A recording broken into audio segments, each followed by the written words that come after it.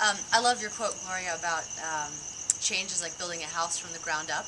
And I was curious if you guys could talk a little bit about how you, how a case comes to you, how you first hear about some of these abuses, and what you do to reach out to areas where people aren't coming to you. Well, the question is, since change happens from the bottom up, how do these cases come to us? I will speak about a personal experience, but the cases come to Equality Now in a very wide variety of ways, and especially because they have offices on the ground. But when you said that to me, here's a lesson that I learned in Zambia. I went there for a conference on sex trafficking.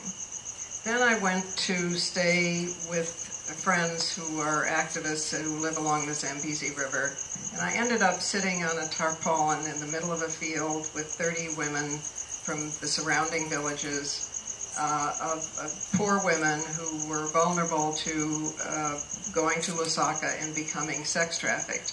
But, you know, we were just sitting there as we, like now, you know, we were sitting together, and I must say that although I have infinite faith in women sitting in a circle and talking to each other, I thought, okay, this time it's not going to work, you know, because there's just too much difference and too much language difference and so on. But one woman finally said that she was getting very severely beaten by her husband, which is a great shame, and she was not supposed to say it, but she did.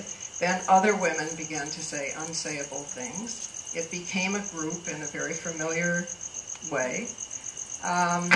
And what they said, after several hours of this, what they said they needed most was food security and enough money to pay their kids' school fees.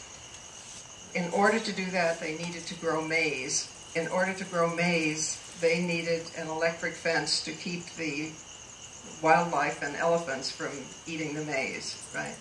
Okay, I raised, I don't know, not much, I mean less than $5,000 for an electric fence, and they cleared acres and acres by hand. They grew maize. They invited men to do it too, and a few men did, but mostly the men can work in other industries and the women can't. So it was, you know, like 90% women who did this.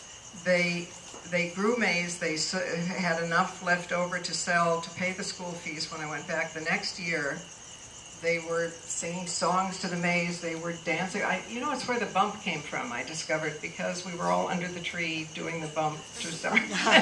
Okay, now, if you had asked me if I thought that an electric fence was the answer to sex trafficking, I would not have known. But you have to listen. You have to listen from the bottom up, as you point out. And that's what Equality knows how to do.